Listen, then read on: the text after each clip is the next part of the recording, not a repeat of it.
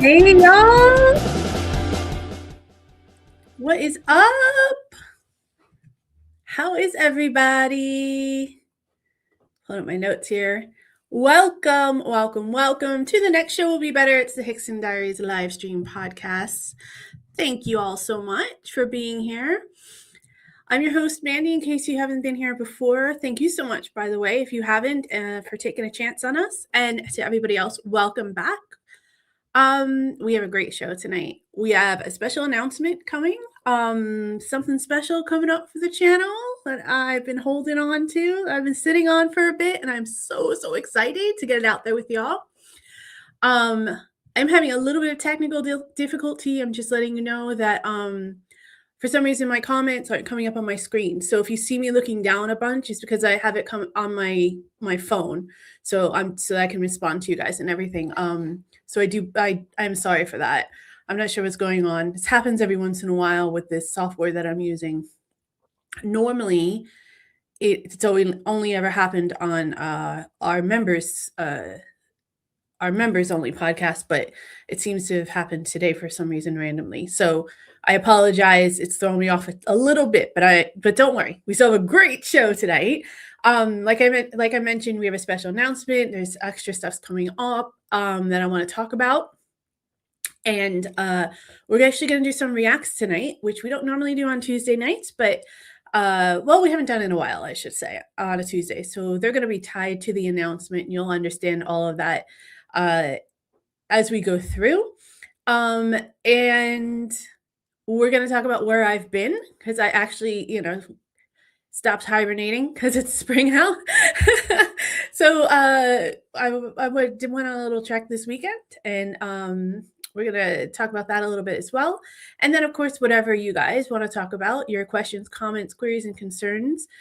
So be sure to send all of those in along with any super chats. If you have a few extra quid, that would help the channel. Thank you. But if not, just make sure that you smash that like button. You share the stream. If you know someone that might want to join us and might not have gotten a notification, which does happen, and make sure you send in any comments that you'd like to talk about. Special shout out, of course, to all of our moderators, first and foremost, for keeping us honest and keeping this thing going, because I couldn't do this without you. And also a special shout out to all of our members of the Mandyverse. Love you all so much.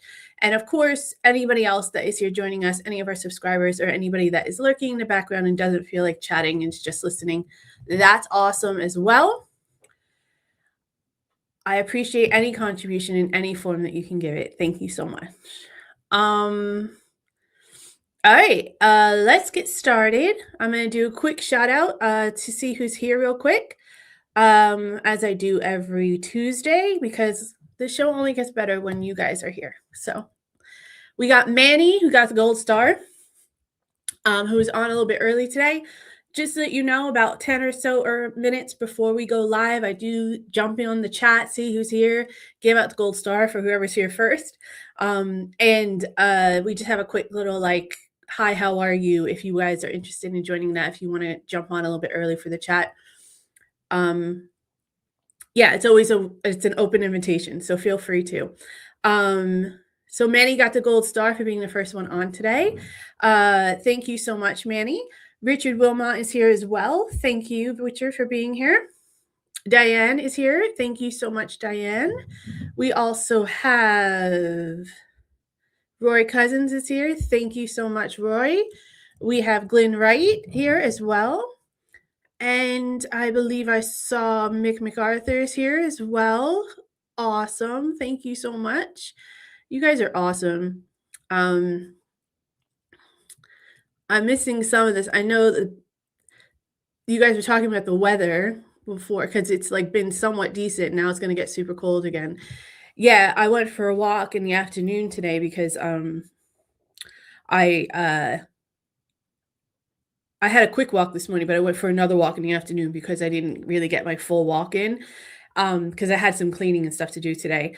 So I went out in the afternoon, the wind was like whipping by, and I was like, "Oh, this sucks." And then the child came home from school, and poor thing, her whole face was all red from being windblown. I felt so bad just from walking from the bus stop. It's terrible. Oh, I felt so bad for her. So I hope everybody's doing okay in the breeziness. Oh, Manny mentioned the Beast from the East, talking to Richard. Yeah, we did a thing on that a year or so ago. We watched, we did a reaction to that because that was crazy. Let's not get, we don't have snow, so let's not bring the snow. It's okay. I'll deal with the wind. I'll deal with the cold. Richard said I almost got hypothermia walking 10 minutes into Tesco. Disco is here as well. Hello, Disco. Glad to have you. Glenn Wright, thank you so much for the generous super chat. I appreciate it.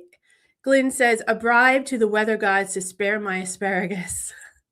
I don't know if this bribe is going to get to the weather gods, though. But I'll do what I can to pass it along. I will definitely pay it forward. Oh, Disco, thank you for the super chat. That was very lovely of you.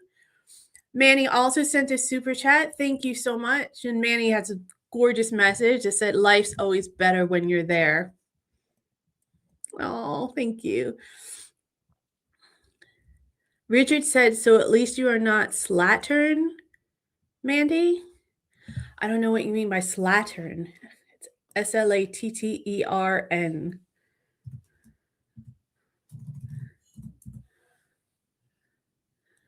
Untidy and slovenly. Oh, no, that's definitely not me. Although I have days where I get a little bit lazy and I do get a little slovenly and I shower or something, but it's not, I'm never gross. I just don't feel like it always makes you feel worse. Do you ever notice that? Like if you're not feeling well, if you're feeling like a little bit down in the dumps, or if you're feeling a little under the weather, like a shower really does help. It really does help to make you feel better, in my opinion, anyway. That and a walk, some fresh air, and some music.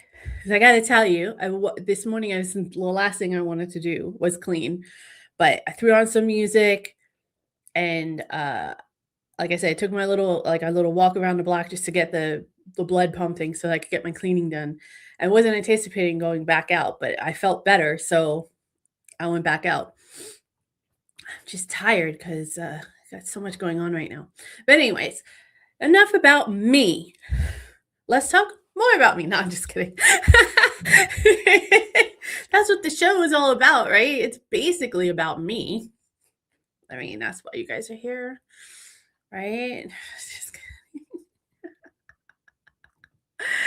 Oh, okay. So we're gonna bring back. We brought back an oldie but goodie. So what we usually do, because I usually travel a lot more than I have been lately. I used to explore the UK, visit as many places as I can, whether it's local or, when we went to Scotland, when we went to Wales. Excuse me. So I usually do some pictures, and we have this fun game that we say, where in Britain am I?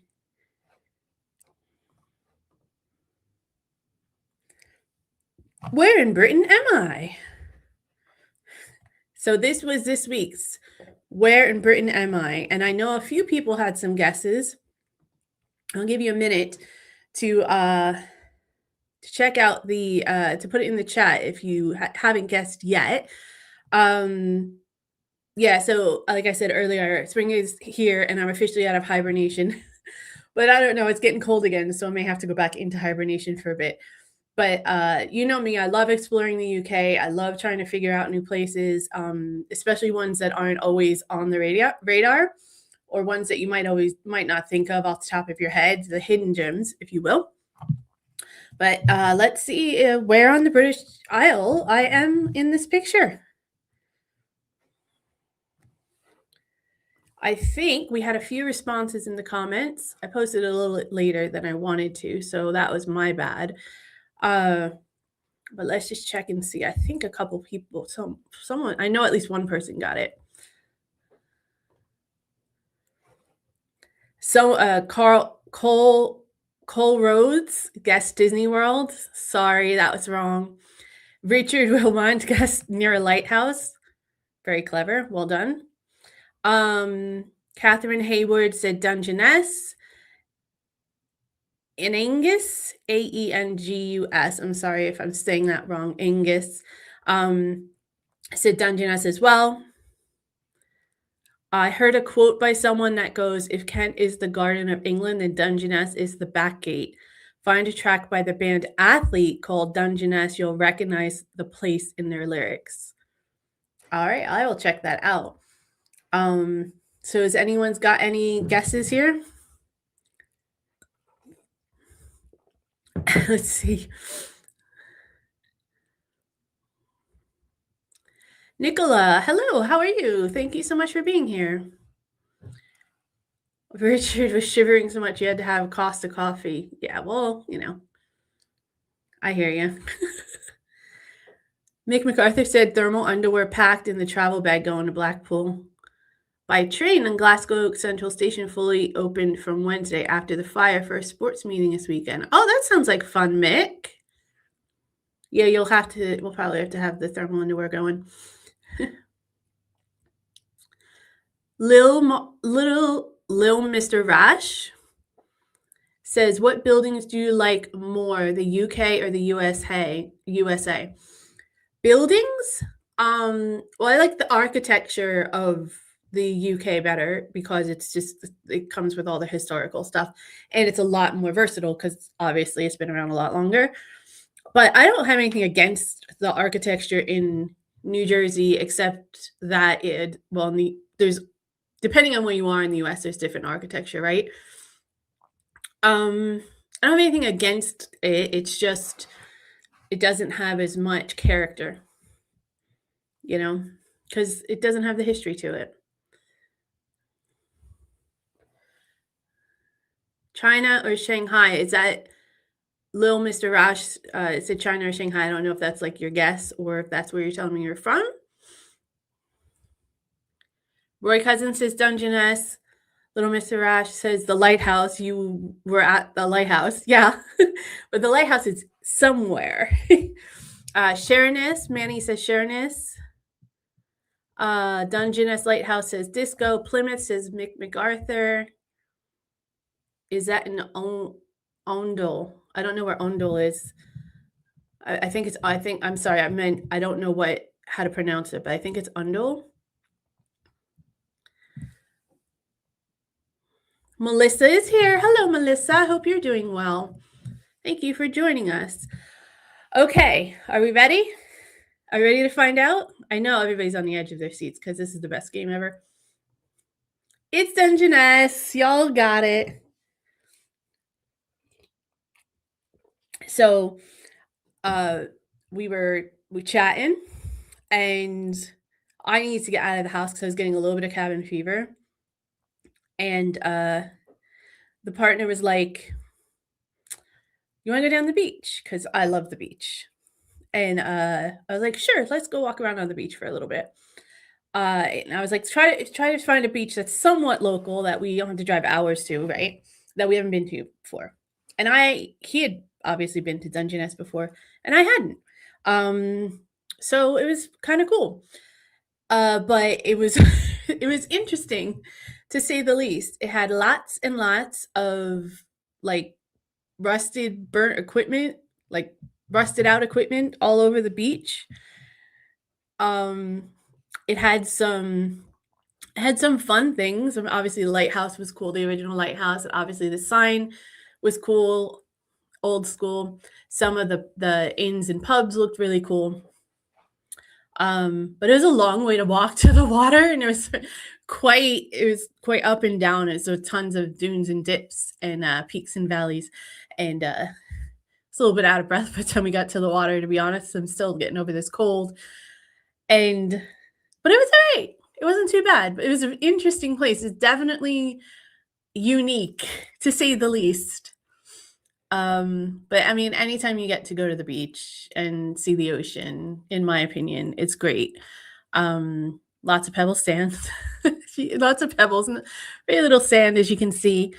That was also interesting to walk on for a long period of time to try to get to the water. Um, but it was worth it. And yeah, we got to see the train as well. It happened to uh I guess it's the original train, I think. It's steam engines. It looked like it was the original train. It was like really small cars and everything. Uh that short will be coming out later. But yeah, it was interesting. We got to see the train take off, and I got to look at the lighthouse, and obviously I'm told that like Dover cliffs, you can see the white cliffs of Dover on one side and you can see France on the other. But as you can see, it's kind of foggy and hazy. So we didn't really get to see anything as far as that was concerned. But any day that I get to spend at the beach is always a good day. And it was fun and it was good to get out. Fresh air is always good. Um, yeah, so it's not that far and I enjoyed it. I'm looking forward to going back and tasting some of the seafood because I'm told there's a few places as we passed through that my partner was pointing out, oh, that's supposed to be really good, or that one has been here since like the town was established, or for ages at least. So I'm looking forward to going back and having some seafood there when it's a little bit warmer. Hopefully, we'll be able to sit outside and stuff. That'll be fun. That is something I used to do a lot in New Jersey, and I do kind of miss that. I like being able to sit out there on the beach and eat some really good seafood. So that'll be fun. So that was my weekend. So there we go. That's where I've been this weekend. It was good. It was fun. Mick MacArthur said I fished at Dungeness a couple times. Yeah, it is a fishing town, right? And there was where we were standing at the water. There's a huge fishing, not a huge fishing boat. There's a fishing boat. But they just had like their nets and stuff just kind of like thrown on the beach and just kind of left there. I thought that was kind of weird. I'd never seen that before. And of course, because New Jersey is on the coastline, there's fishing areas and things like that, but they're not kept like on a beach where you could just walk on it like that. They're usually kept in some kind of like yard, or in the harbor area or something. There's usually like a man-made harbor or something, inlet, type of area where all the fishing boats dock and stuff. They don't leave them on the beach like that. It was really weird. It was really weird. And some of those like shacks and stuff, man, they were like old box cars turned into houses with like old gypsy wagons, like somehow added on to them and stuff. Sheds, like with sheds added on. It was really, really interesting. I'd never seen a place like that before. It was really interesting.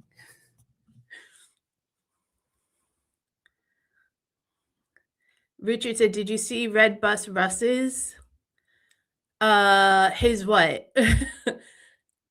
I'm not sure what you mean. Did he do a video on Dungeness? If he did, if that's what you're talking about, Richard, I have not seen it. I've seen some of his stuff, but I have not seen that one yet." Little Mr. Rash says you should go to Ondel. Is that a real place? I assume it is. The only reason I'm questioning Little Mr. Rash is because lots of British people like to take the piss out of me, and I just go in assuming that they are. Oh, it is a real place. Okay, cool. No offense. Nothing personal. Oh, it's up north near. Okay. I actually have a map here, but sometimes it's harder to find on the map.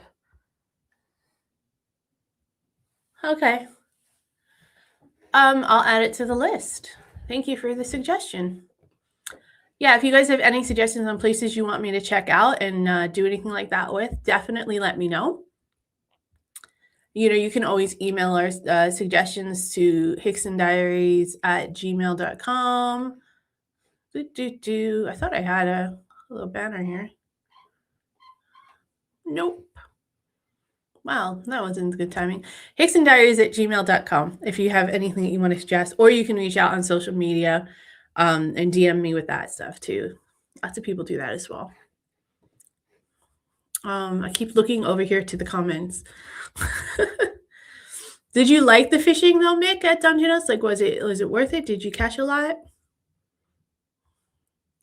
Richard said I should take a trip to Cornwall. It is on the list. That one's a little bit because it's so far away. You have to stay over, and it books up fast and a little expensive. I want to though. Yeah, I keep looking at my map.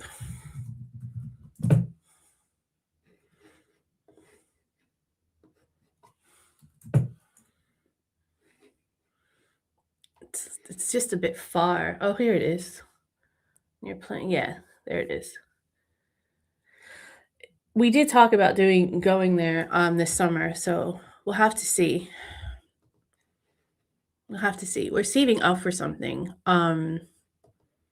So like all our extra funds are going to that, which we would be normally spending on on trips and exploring and stuff. But that's okay. It's okay. It's a good thing. It's just taking a lot of our discretionary money. Diane, thank you so much for the super chat. I appreciate that. Very generous. Thank you. Roy Cousin says the fish and chips at the Pilot in Dungeness used to be good. Is it not good anymore? Because my partner did point out the Pilot. Or is it just that you haven't been there in a bit? Dungeness is the only desert in Great Britain. It did kind of look like a desert. It was really, really weird because there was just random equipment and like old rotted boats. Some people's houses had stuff like that outside of it, but it was also just like randomly strewed, it seemed, all over the beach.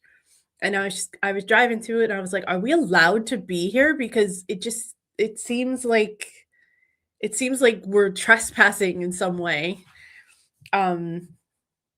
It seemed like a cool little town. I don't know, it would be the kind of town that I would go to like bring my towel and relax in, but the pebbles. I don't know if I could lay on the pebbles for very long anyway. Isn't Derek Jarman's house there? Who's Derek Jarman?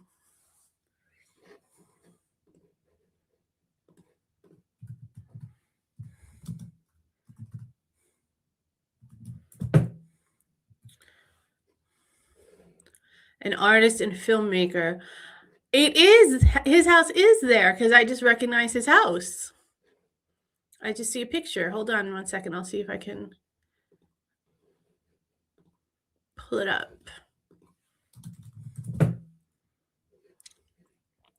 Because that house obviously stood out. It's very, very obvious. Here, hold on 1 second, guys.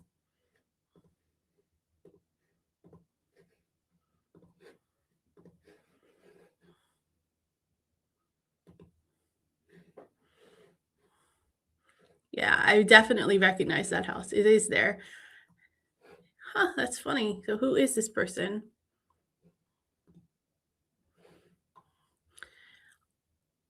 I understand the importance of his special place. Book a visit to Prospect Cottage and gain insight into the life and work of Derek Jarman. Oh, I didn't realize that it was a like a little museum. It did kind of look like does kind of stand out because it's very well kept compared to a lot of the other places.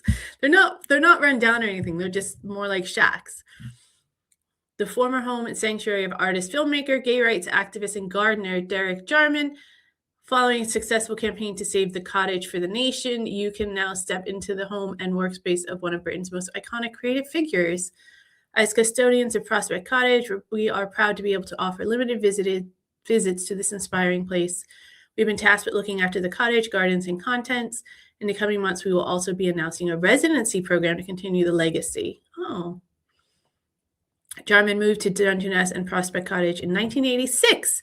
The cottage soon became I'm not sharing this with you guys, that's why you can't see it. The cottage soon became a source of inspiration to, I swear I've done this before, inspiration to all who visited, and a creative hub where his artistic practices and collaborators came together. Prospect's Cottage continues to represent the most complete distillation of his pioneering creativity. Yeah, it did kind of remind me of that, like, Little House on the Prairie kind of look. It was here that Jarman worked across film, art, writing, and gardening, from his 1990 film The Garden, starring Tilda Swinton, to his journal Modern Nature, to poetry etched in the glass. Interesting. To driftwood sculptures, and the remarkable garden he created on the Shingle Beach. More than 25 years after his death, Prospect Cottage remains a site of pilgrimage for people from all over the world who come to be inspired by Dungeness, Prospect Cottage, and Jarman's legacy. The cottage remains an inspiration thanks to Keith Collins, Jarman's close companion in his final years, to whom he bequeathed the cottage. No, now I gotta go in and see it. This looks great.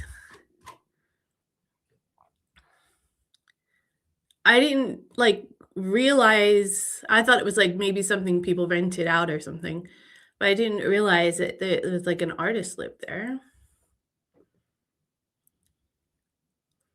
This looks cool. Wow. Well, all right. Thank you all for pointing that out. It is. It does look like a fun place. I'm excited. Thank you. Make sure I put that back on the list. I mean, we're going to go back to Dungeness to eat anyway, so we'll add that to the list. Thank you, guys. Hello, Corbane in the membrane. Cobain in the membrane. I said Corbane. Cobain in the membrane. Thank you for joining us. Says can play Boomerang in festival season soon. I don't know what you mean by that. Is that Boomerang a season?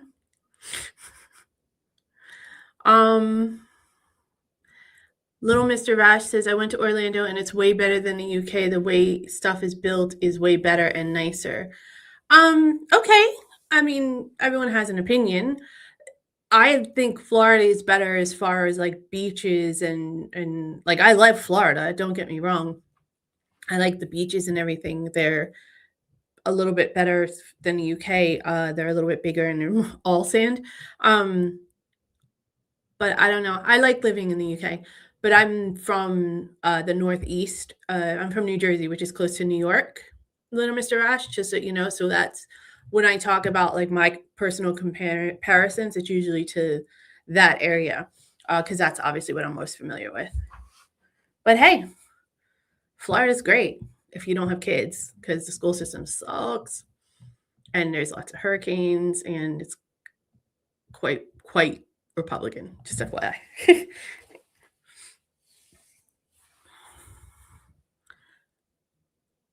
Roy Cousin says, I had holidays at Greatstone when I was a kid. Where's Greatstone? You guys are making me crazy today. You're just throwing all kinds of stuff at me. Greatstone is a village in England. Is it close to there? Yeah. Okay, so you're saying... Oh, wait. Is there a golf course there?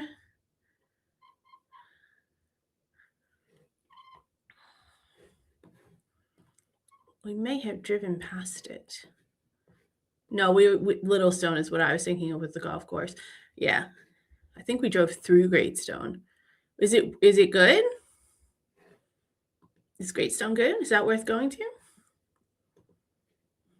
Oops, my bad. Let me know.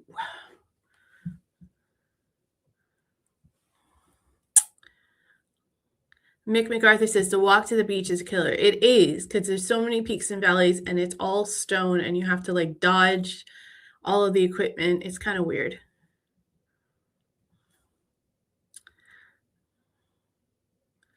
You have not seen Blenheim Palace.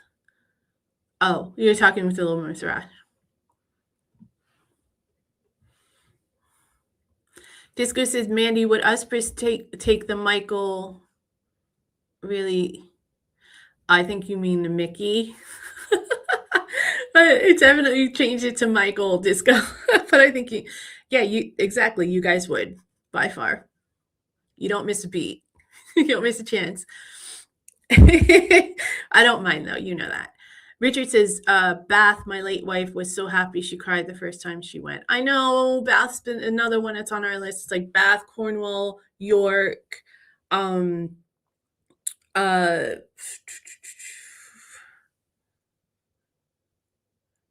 obviously Northern Ireland. I'm looking at my map. I can't see because the light's reflecting on it. Anyways, yeah, there's a whole bunch of them. St. Ives in Cornwall is beautiful, although it's a long time since I've been. Oh, Diane, it sounds amazing. I mean, if it was up to me, I would be in a new place every week. But obviously, with the child, I can't do that. And the partner has a job. So I was thinking before we started saving up for this thing that we're doing in our private lives, I was thinking that I would like every week take like a little trip or something. I would like to get to that point, but again, it's just a matter of budgeting it. Mick MacArthur says, for your next big road trip, you should take a look at the Isle of Lewis to see the standing stones older than Stonehenge. Huh. I don't know that anyone has mentioned the Isle of Lewis to me before. 1 second.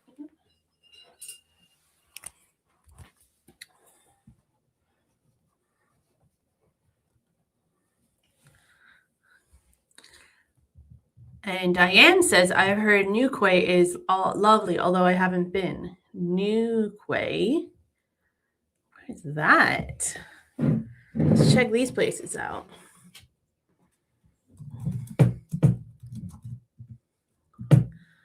Isle of Lewis. Oh, that's far up there. Maybe. It's kind of high up there, the Isle of Lewis. I mean, it'd be obviously be cool, but would definitely be a road trip by far. And Newquay. Okay. That would be fun. That would be a little bit closer, but they're all road trips. Thanks, you guys, for all the wonderful suggestions, though. I can't wait to try them. Great fishing from the beach. Yeah, we saw a few people fishing when we were in Dungeness. Did you enjoy the fishing? Was it good? Or was it just, because can you keep the fish that you fish? Because I know on like lakes and stuff you can't, but can you in the ocean if you catch anything? Or is it just catch and release there too?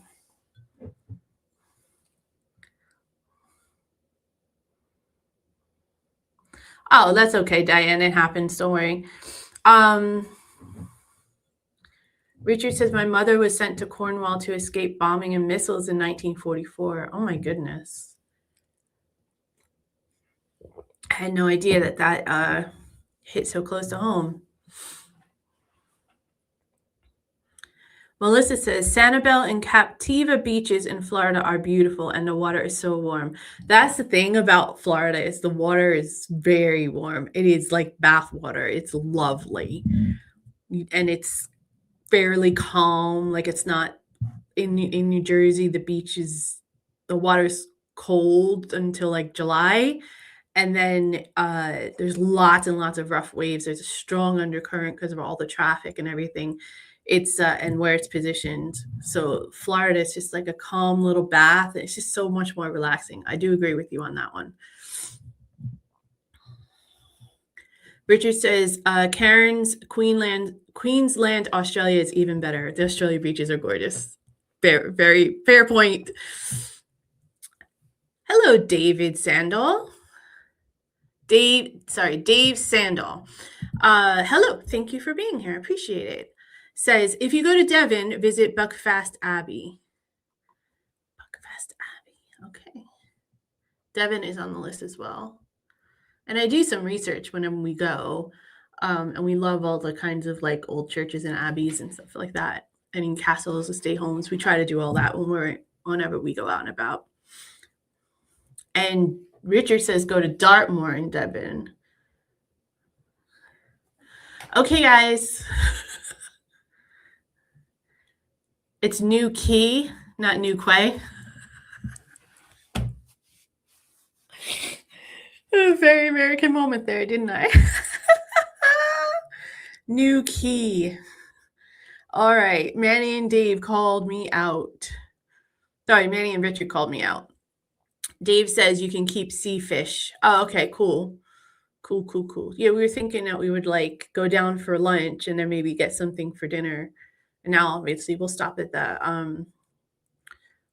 artist's house. That's cool. Mick says you can keep the fish, but it could be a wee bit off by the time I get home to Glasgow. Yeah, that might not be the best way to go. Fair point. Okay, so who is ready for the announcement? I don't know if it's going to be a big deal. I'm kind of making it a bigger deal than I don't know. It's a big deal to me, so I'm going to keep making it a big deal. Okay, so here we go. Yeah. So yesterday was kind of a special day. Something we had been planning for a little while finally happened. And I had a guest in the THD studio. And it was none other than Misty the Tudor Yank. Misty the Tudor Yank was gracious enough to come and visit me. We got together and we recorded some stuff. We had a really lovely afternoon, a really long conversation. We had a really good time. And yeah, we were able to record some stuff for both our channels. So a collab is coming out with me and the Tudor Yank very soon. Hickson Diaries and Tudor Yank. Exciting. So obviously more details to come once we have the drop date finalized and everything. We're still in editing process right now, post-production, if you will. But it's going to be fun. It was a good conversation. And there's also going to be some extra footage. So how it's going to go is we're going to have two parts to the conversation. One part will be on our one channel. One part will be on the other channel to help kind of cross promote the channels. And then we also have some extra footage, as I mentioned, because it just kept going on and on. We just kept talking about it. So we just talked about a lot of stuff.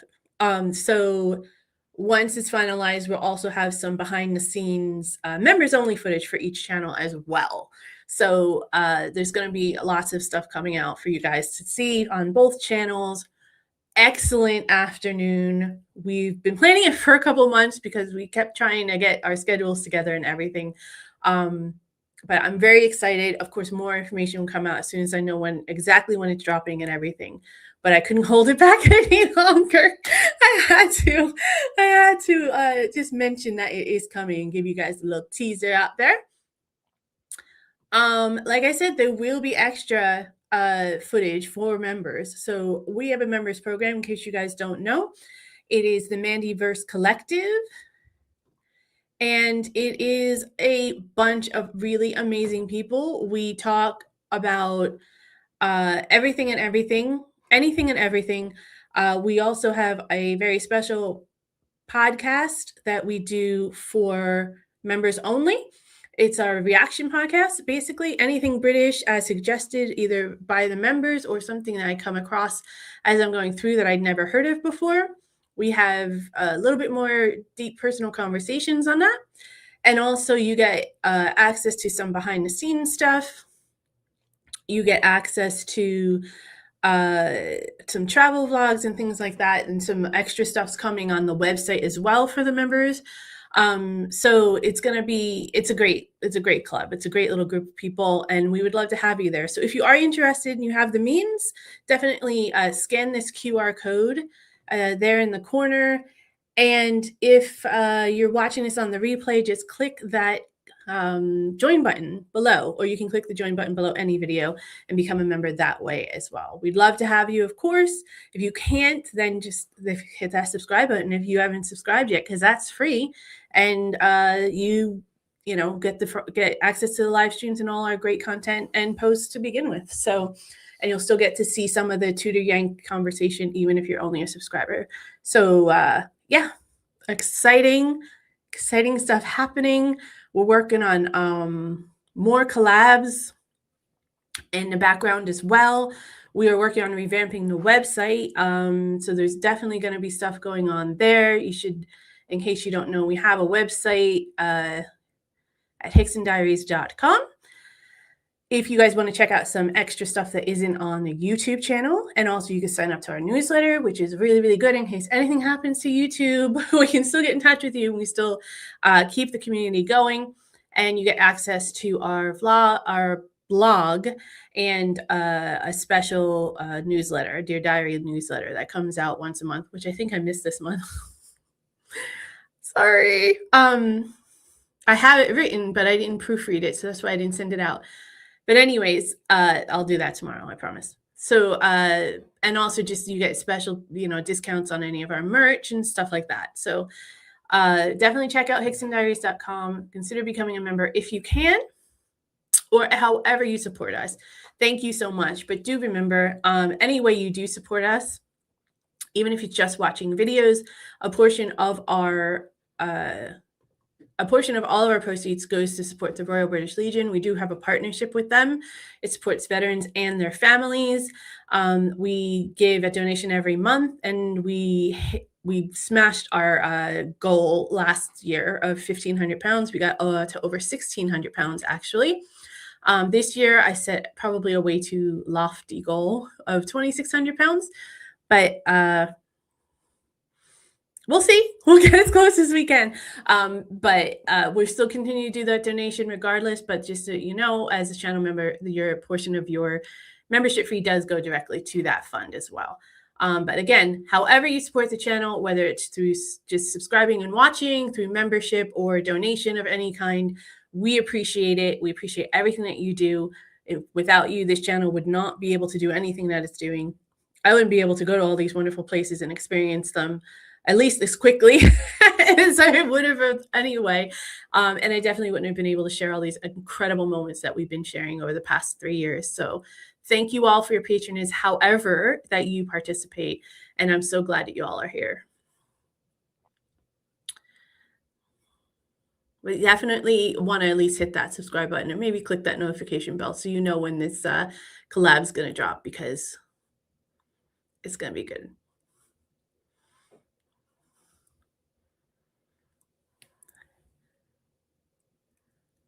Little Mr. Rash says, is it not, I pronounced it wrong? You're going to get mad at me? You're making fun of me probably?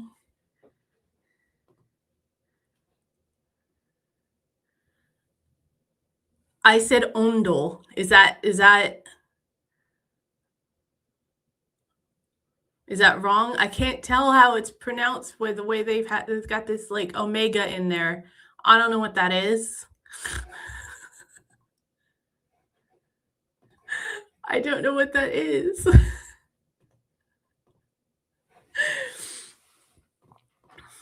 If you tell me how to say it, I will definitely say it correctly. There you go, little Mr. Rash. Ondel.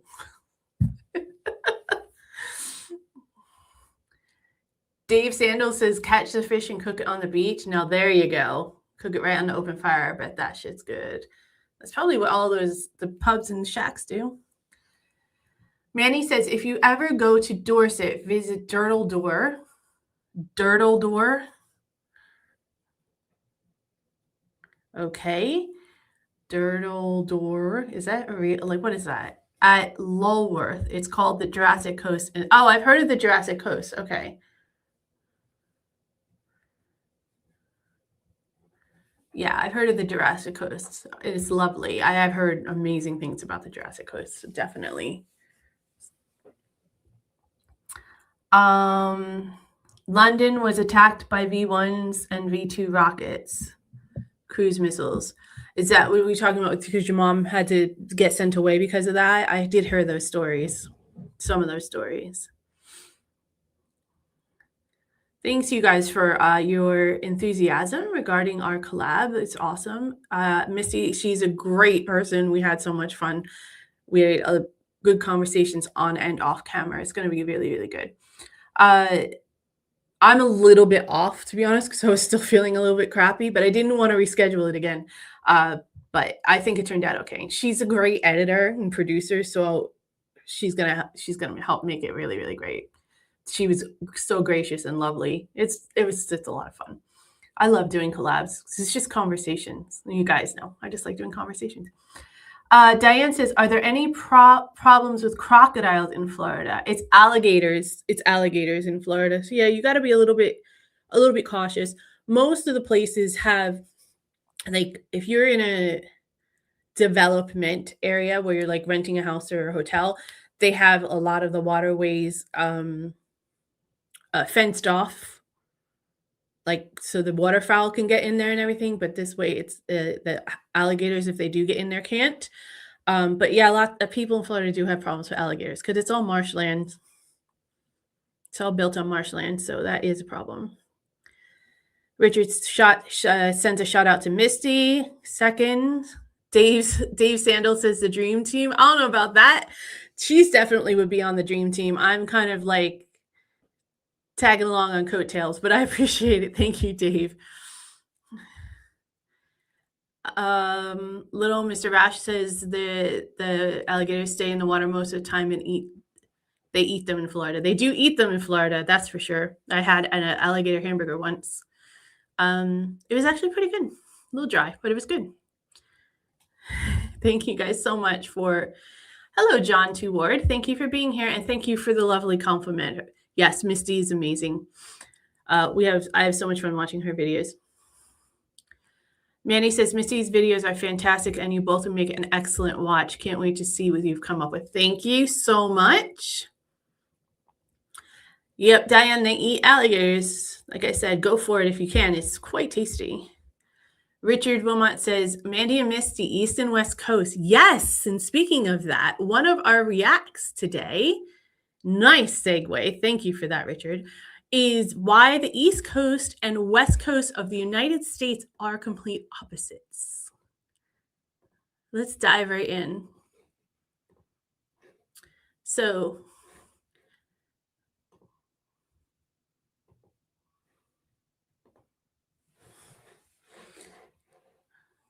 move that and add that. Thank you. Nope. I swear I've done this before. This is from the Versed YouTube channel, why East and West Coast are complete opposites in the US. So let's see what's up. This is the US. It's one country, but with two wildly different coasts. Fly from Los Angeles to New York and almost everything changes. The streets are narrower, the buildings are taller. People talk differently, dress differently, even walk at a different pace. The culture's simply different. It's not just that these are different cities, they feel like different countries entirely. And the numbers back this up. The average population density of the Northeast is around 1,000 people per square mile. In California, it's closer to 250. In Boston, the median home was built in 1963. In Seattle, it's 1984. These aren't small differences, they're generational gaps. But why is this? Why do America's two coasts feel so fundamentally distinct? Why does the East feel old, dense, and urgent, while the West feels sprawling, casual, and new? And more importantly, how did this happen when they're both part of the same country? You have something in... So, this is weird because I have... Okay. Yeah, it's definitely a different world. I will say that. Misty and I actually touch on this a little bit in the podcast, but the thing is about the United States, because it's so vast, is there's about... I remember seeing a map once where it was like there's about 8 different like mini countries inside of the United States. Even though it's all technically one country, there's like different regions that are, it's basically their own animal. So it's like the Northeast, the Southeast, the Midwest, Northwest Midwest, the South, the desert and mountains, and then California. And then Hawaii and Alaska as well. All different animals. That's why so many Americans don't have passports. You don't need it because it's so vast inside the US, and there's so many different things to see and experience inside the US. It's really, and it's so expensive. It's just cheaper to stay domestic. Culture? Well, first we must acknowledge that there's even quite a lot of internal differences on each respective coast. I mean, LA, San Francisco, and the Pacific Northwest are different, as is New York City, Charleston, and Miami. But for the sake of this video, we're mostly comparing the West versus the Northeast, the two poles of American urban. Just for those of you who might not know, this thing here, that is New Jersey. And I was born right here in Central. And then Philadelphia is like right here. And that's where I lived when I moved to Pennsylvania. And LA, obviously, that is where Misty lived. And she's originally from Kentucky, which is right in this area here. The two poles of American urban life that seem to represent almost opposite approaches to how a city should work. And to understand why these coasts diverged so dramatically, the timeline goes back to even before America was founded, back when the British first began establishing settlements in North America in the 17th century, shaped largely by their pursuit of economic opportunity and religious freedom. But we don't need to go in depth about why they came here or even how, but rather what they created. See, when you're establishing a settlement in the 1600s, your options are extremely limited. There are no cars, trains, electricity. The fastest you can move is on horseback, and most people can't even afford them. So everything had to be within walking distance, but they also had to be near ports, as that's what sustained the city. So buildings stacked close together because that's how you maximized limited space near the harbor. And as these cities grew, they grew on top of themselves. And critically, the distances between them were short. You could travel between major cities in days, not weeks. This proximity allowed the colonies to communicate, trade, and eventually unify into something cohesive. New York City was founded in 1624, Boston in 1630, Newark in 1666, and Philadelphia in 1682. Newark's the capital of New Jersey, you guys. So this is just so you guys know. So, like, this is upstate New York. But most people only see Manhattan areas, which is here. This is Long Island, just so you guys know. This is Maryland, and DC is like right below, right there. Just to give you guys some context. Along with their grid plan, just to name a few. By the time the US was founded in 1776, the East Coast basically already had over 100 years of European development behind it. The institutions came early too, almost immediately. Harvard was founded in 1636. Yale followed in 1701. Princeton in 1746. All of this created a particular kind of society, hierarchical, institutional, and traditional. Wealth accumulated over generations. Status came from education, family name, and connections. Pretty much a carbon copy of what was going on in Europe at the time. As decades passed and the East became even more entrenched in their ideals, the US as a whole was changing. There was a desire to look west. In 1803, the Louisiana Purchase doubled the size of the United States overnight. Napoleon had just reacquired the territory from Spain, but a Haitian revolution and an inevitable war with the UK meant his focus was on Europe, not America. He needed funds fast, so he offered to sell the entire territory to the US. For just $15 million, roughly 4 cents an acre, the US acquired 828,000 square miles of territory stretching from the Mississippi River to the Rocky Mountains, and from the Gulf of Mexico to Canada. Suddenly, there was land, unimaginable amounts of it. What if you could clean your... Sorry about the commercials, guys. I don't know why these are coming up. My apologies on that. This was only the half of it. The West Coast still wasn't theirs yet. During the 1840s, the British still claimed the Pacific Northwest. Mexico controlled most of the Southwest, and Texas was independent. But there was an ideology taking hold that meant this was only temporary. Manifest destiny. This wasn't a specific policy, but a belief system that Americans were divinely ordained to expand its territory across the North American continent from the In my opinion, manifest destiny is the origin of like the American arrogance BS. It was always kind of there a little bit because, you know, we defeated the greatest army and navy in the world at the time to gain our independence and all that kind of stuff.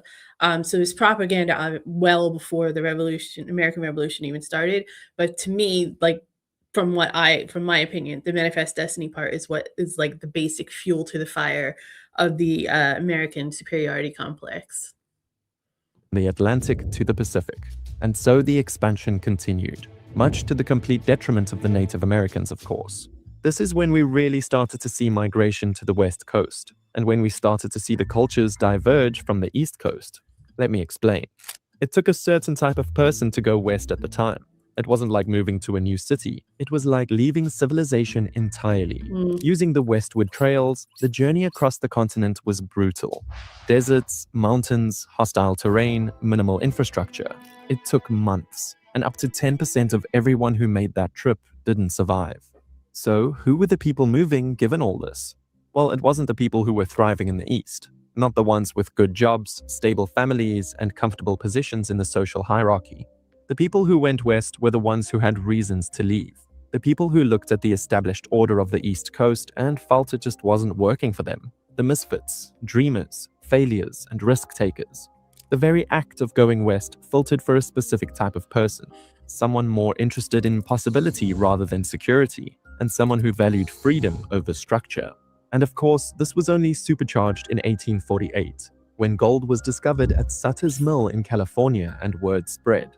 Known as the California Gold Rush, hundreds of thousands of people abandoned their lives and headed west with nothing but the hope of striking it rich, unleashing the largest and fastest migration in US history. It also drew people from a dozen countries to form a multi-ethnic society on America's fringe, which is another factor we'll get into later: immigration. San Francisco went from a settlement of about 800 people in 1848 to over 25,000 by 1850. And when most of them didn't find gold, they didn't go home. They stayed and built the states with the same mentality. Around this time, the continental borders of the US were finally locked in as well. Congress assisted them with laws to encourage. This is a big, the migration west also is a big factor in the gun culture in America because it was so dangerous for Americans to go past the Mississippi because it's so underdeveloped. Some of it was still uninhabited was only inhabited by Native Americans, or by the people who owned them. And it was wild country. The towns were just being established. Like he had mentioned, there was very little to no infrastructure.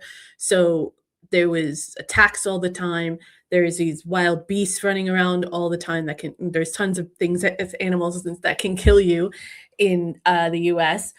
And people were basically sleeping in tents or their wagons, as you could see. So it was actually quite dangerous. So there's a huge gun culture in the Midwest and West, not necessarily California, but in the vicinity, the mountains and the desert, because of stuff like that.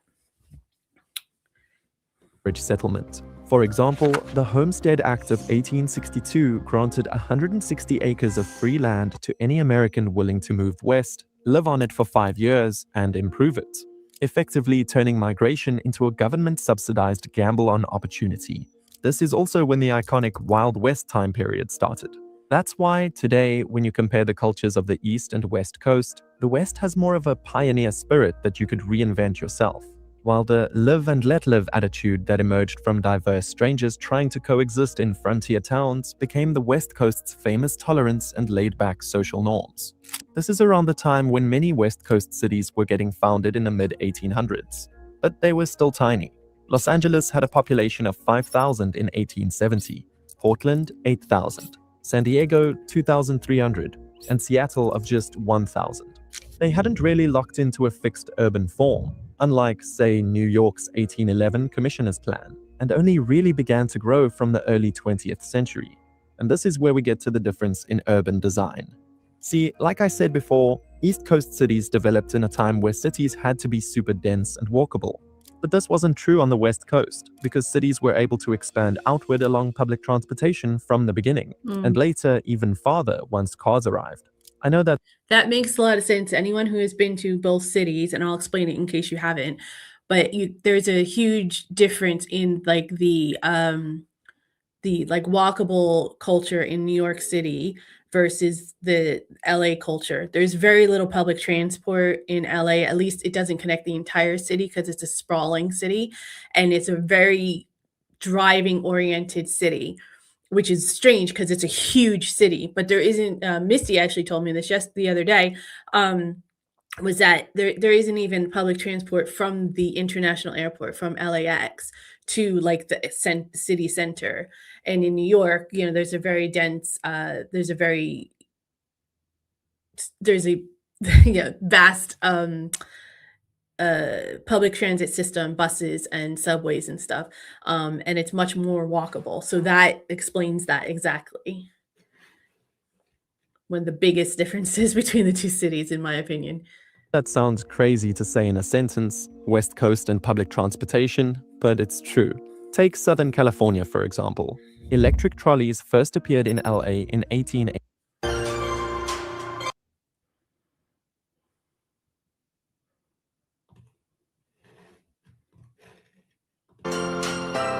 1987, and a decade later we had the Los Angeles Pacific Railroad, an electric public transit system that had 230 miles of track extending from downtown Los Angeles to Santa Monica and the South Bay. There was also the Los Angeles Railway streetcar system that started in 1895, which functioned like a metro, while the eventual Pacific Electric Railway Company, nicknamed the Red Cars, connected cities in Los Angeles County, Orange County, San Bernardino County, and Riverside County as a commuter rail. It was even the largest electric railway system in the world by the 1920s.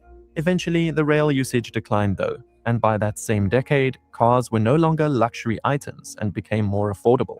As we know, the rest is history, and it became the city with the most cars per capita in the US. So what I'm saying is that basically the West Coast was still flexible when sprawl became possible. And that's why the coasts look so different. By the time Los Angeles became a major city, a city like Boston was already almost 300 years old. Immigration also played a part in this. The East Coast was shaped by waves of Europeans, especially coming through Ellis Island at the time, creating cities built on dense, old-world neighborhoods and long-established ethnic communities. The West Coast, meanwhile, drew a very different mix.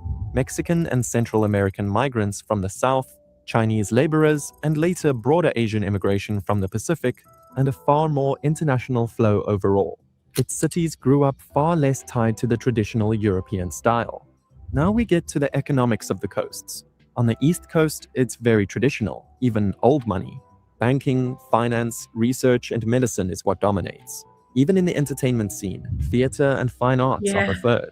While on the West Coast, we see tech, venture capital, and Hollywood being what dominates. Much more recent industries. Of course, this also plays into the culture too. See, because societal structures and traditional power hierarchy is much more entrenched in the East Coast, the work culture usually is too, from dress attire to punctuality to overall rigidness. Meanwhile, many will talk of work culture in the West being way more laid back, less stressful, and more casual. People being late, people wearing whatever to work, people just letting loose in general.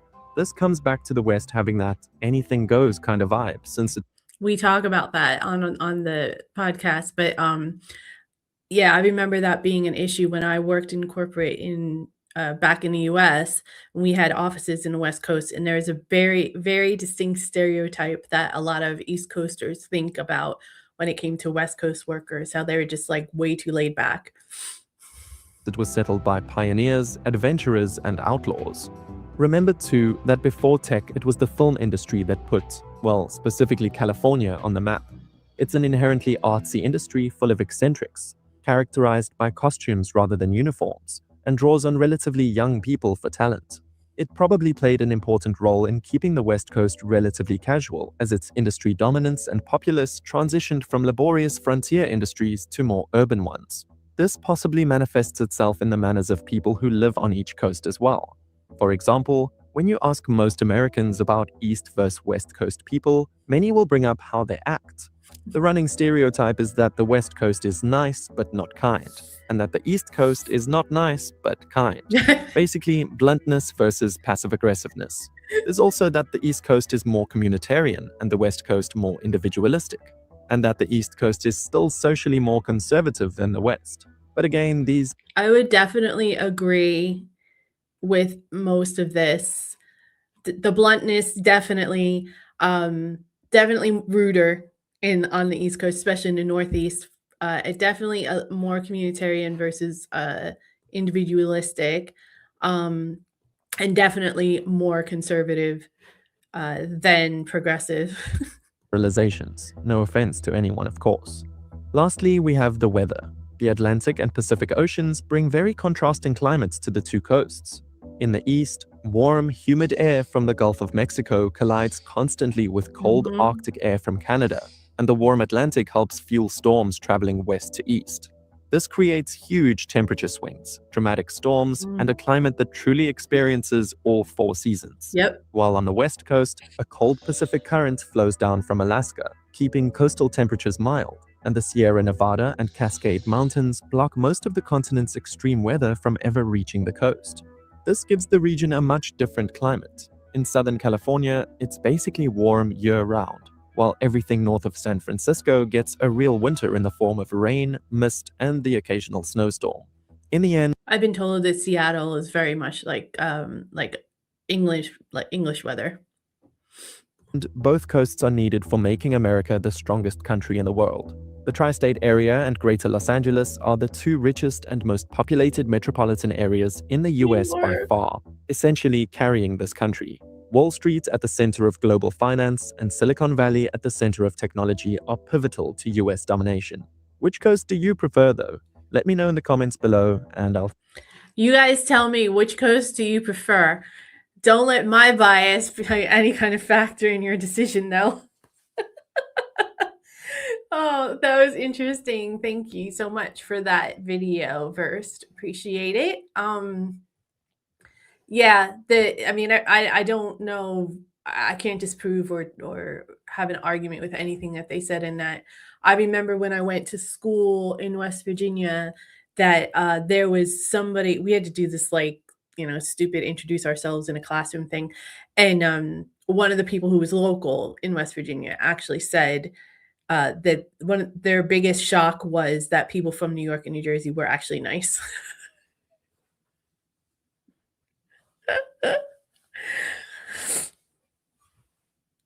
It is a stereotype for a reason.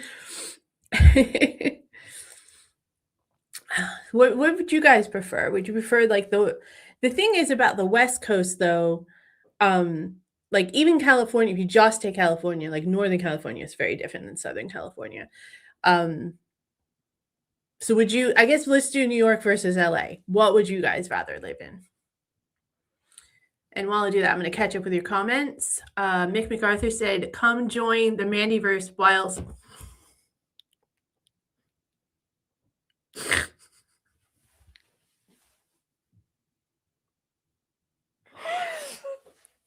Mick, you don't have to be crazy, but it helps if you are. You'll fit right in. Yes, thank you. Disco. Mick, you don't have to be crazy whilst it does help a lot.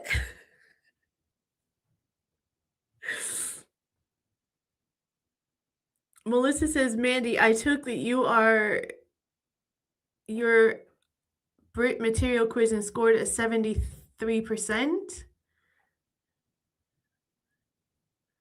Oh, you took the Brit material quiz and scored a 73%. Sorry, it took me a second to process. 73? That's a majority, Melissa. Telling you something. It's telling you something, girl. Dave says, and the blue pool in Dorset. Blue pool in Dorset. Thank you. Blue pool. There's so many really nice places in Dorset. Manny says, like Weymouth, Poole, Swanage, Bournemouth. Yeah. I mean, seriously, I would love to just stay. Like I said, I could be in a new place every week, but I can't. If it was just me and I was on my own, I would definitely do that.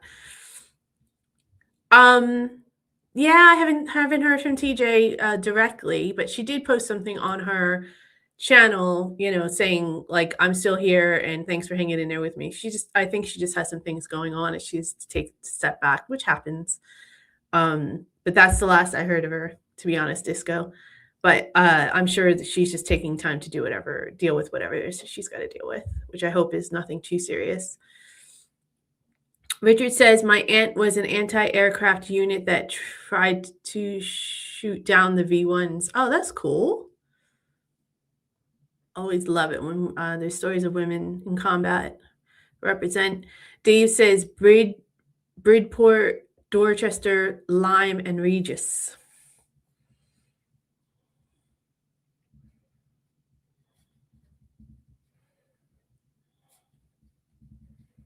Got it. Thank you for that. Hello, Lilburn. What's up? Welcome back. Glad to have you.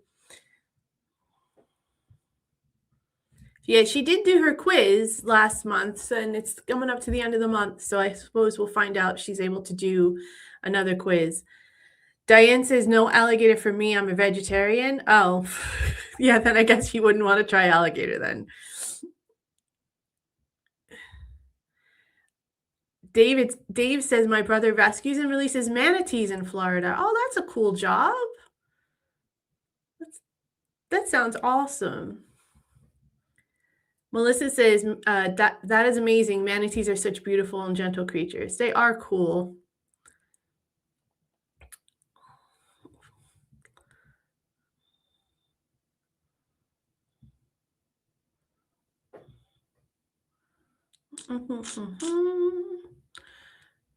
Dave says, yeah, he loves it. He moved to Florida from England 10 years ago after finishing university. Richard said, I have heard a recipe of how to cook crocodile. You put crocodile in a rock in a big pot, then heat. When the rock is soft, the crocodile is done. Silly man. Richard says, kangaroo is tasty too. Yes. I think I had some kangaroo in Australia. I wasn't too keen on that one. I didn't have the ostrich burger, though Dave says they're good. So I guess I would try it. But I didn't get to try the ostrich burger. Richard said it was easier to get to the west coast of the U.S. by boat back then. Probably. It was really, really dangerous. There's a series. I don't remember the name of it, but it's on Netflix, I think, or Hulu. I mean, I'm not helping you guys, but it's one of the spin-offs of Yellowstone. It's about the wagon trail, and it's actually a pretty like historically accurate depiction, even though it's like a dramatized version of it. So if you did want to learn any of that kind of stuff, that's a pretty good show. There's a lot of interesting little tidbits in there. Melissa says, I was born and raised on the East Coast, but fit in more with the West Coast for sure. Really? See, I think that, right? But then when I was in LA, I didn't really vibe with it. It was okay. I didn't hate it or anything like that, but I was just kind of like, okay, this is LA. I don't know. I wasn't as impressed. I love seeing like the Hollywood sign and stuff, but I just wasn't as impressed as I thought I would be. I don't know. I'd love the weather though, of course, because it never snows, it hardly ever rains, so that would be good. Richard said, I have been to both and like both, but that was 40 years ago. But I have to avoid LA now because of my asthma. Yeah, the smog in LA because of all the traffic is ridiculous.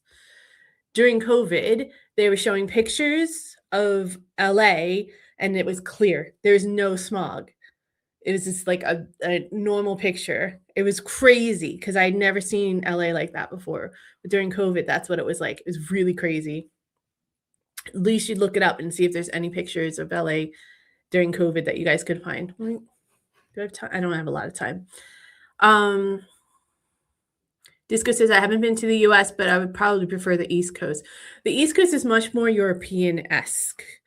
I mean, obviously Manhattan isn't, but when you go into like the boroughs of Brooklyn and Queens, or Philadelphia is very European-esque as well, and Baltimore is as well, although Baltimore's got a high crime rate, so that you have to be careful there where you go there.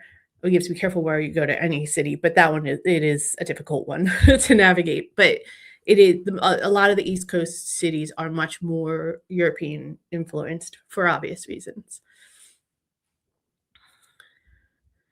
Mixed laughing at me because of the word he makes me say. Manny says, I would like to live on the west coast of the US because it's warm year round. Yeah, just make sure it's the southwest and not the northwest. It's not as warm there. And because the East Coast cities can have really cold winters. However, I love exploring a lot of the East Coast. A lot of the East Coast has the history, right? Because of the history of the country, right? So like where we lived in Pennsylvania, we were really, really close to Valley Forge, which was a huge campsite for the Continental Army during the American Revolution. And there's the exact site where Washington crossed the Delaware to surprise the British in Trenton, New Jersey. That's there. There's tons of stuff in Philadelphia, obviously, because that was the birthplace of our independence. It is really cool area where we lived, and I was really excited. But there's some really good stuff in New Jersey as well, like the Trenton Museum and stuff. There's a good Revolutionary War museum in Trenton as well. But there's some really amazing museums in Philadelphia about the Revolutionary War and just history of America, if you're into that kind of stuff. But I mean, I hear you. Like, that's why LA has grown, like has been so populated in the last 150 years, because it is, there's lots of opportunity. There is lots of land surrounding it, for development. And it's the weather. You can never beat the weather. And anyone I have ever met that has lived in LA for any extended period of time, I think Lilburn, you're in LA, right? You can vouch for this, has loved it because of the weather. It's hard to leave the weather, from what I hear. That LA is not, people could leave LA, but they wouldn't be able to. It would be difficult because of the weather. They'd have to get used to new weather. Anyway, I think I said weather like enough times to emphasize my point. I'm with you on that one, Manny, though. Melissa says, I should clarify more SoCal. I hated LA. It's gross. Yeah, well, I agree. Like, I didn't think it was gross, but I just didn't think it was. I had expectations for it. That's just where I'm at. Richard says, I can't imagine Mandy as a Valley girl. Like, oh my God, how could you not imagine that? It's because I was born and bred in the East Coast. That's why it stays with you, man. It's like being born and bred in the north of England and then moving to London, right? Like it's always going to feel a little bit different and off. Stephen Kelly, hello. Thank you for joining us. Glad to have you here. So happy to have you here. All right, can we squeeze in this last one? You guys want to try to squeeze in this last one? Let's see. How long is it? It's gonna be tight. It's gonna be tight. But let's see if we can squeeze it in. Okay. If I stop yapping, and maybe.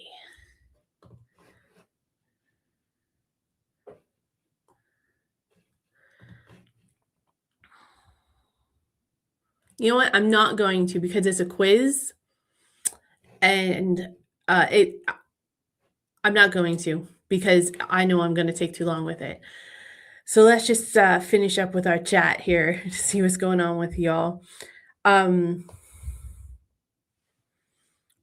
what a lot of people, like, when we talk about America and the move from the east to the west, and we talk about the wild, wild west, everyone always brings up the Wild West, and they say that Americans were basically heathens, like they were just outlaws and lawless. But at the same timeline that you all were like developing indoor plumbing and the Industrial Revolution and all that kind of stuff. And that stuff was happening on the East Coast, don't get me wrong. But the thing is about the West, as they touched on a little bit in that video, is that it was unsettled. You know, it wasn't really established at all. And the rules and laws of the United States didn't even apply to a lot of the area because either we didn't own it all yet, or it was just a territory. It wasn't technically a state yet. So a lot of the laws didn't have to be applied. Consequently, a lot of outlaws moved west, a lot of formerly enslaved people moved west. And a lot of people who just like lost their jobs or anything like that. Whenever like Doc Holliday is a big name that you probably recognize, Friends with Wyatt Earp, that was, you know, they're recognizable characters from the Wild West era in America. When Doc Holliday was a dentist in like Georgia and moved out that way.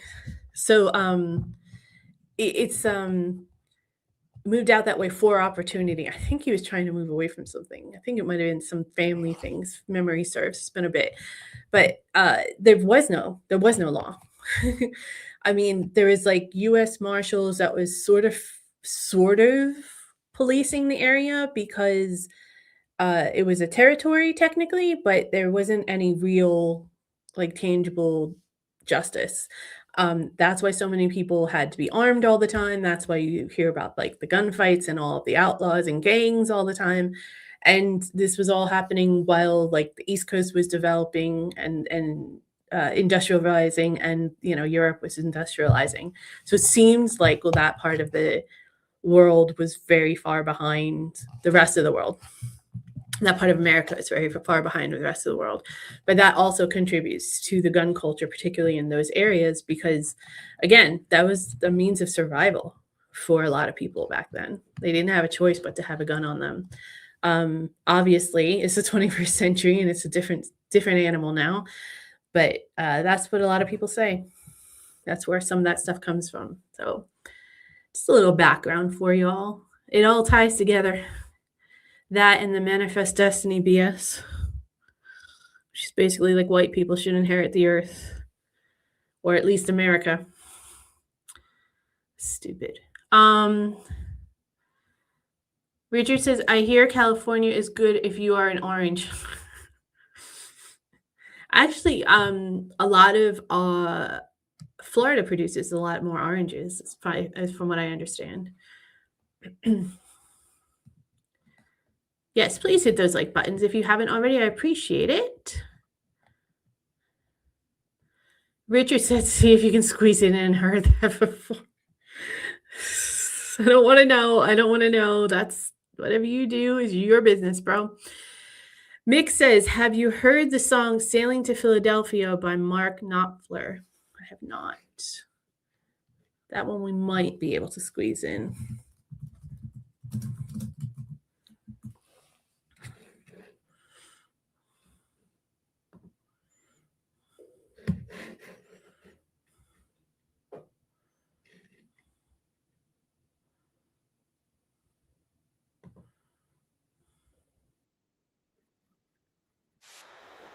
Oh my God, these commercials.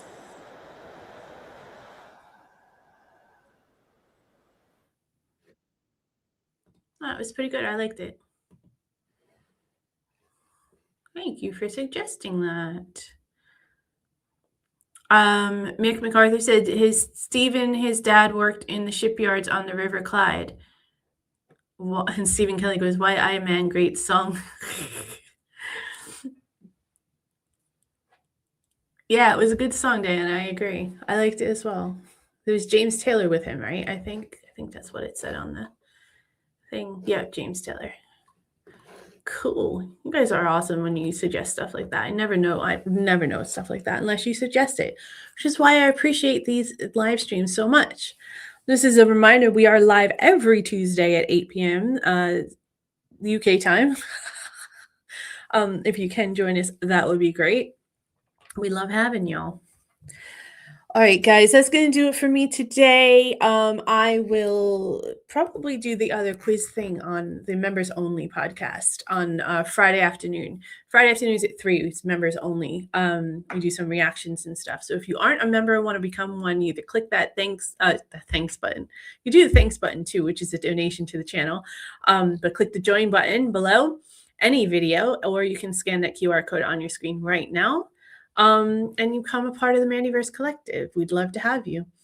Either way, if you can't make it on Fridays, then we'll see you next Tuesday, which did not come out right because that is a euphemism used to say say a certain word that I'm probably now going to get banned on YouTube for.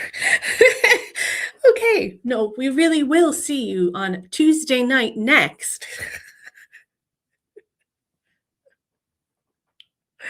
Okay, that's it. I gotta go, you guys. Love you all. Thank you for everything that you guys do, as always, and just thank you for making this an amazing community. And more stuff's dropping this Thursday and Sunday, and of course our Mandyverse Collective podcast on Friday. Visit hicksondiaries.com if you want to have some more information about us and some other exclusive things that aren't on the YouTube channel. And if you need anything or want anything or have a suggestion, definitely email me at hicksondiaries@gmail.com. Otherwise, you can leave me a comment. I will respond to it eventually, as soon as I can or as much as I can. Or just join us on the next show will be better, because life's only better when you're there. Thanks, you guys. Love y'all. Have a great week. Bye.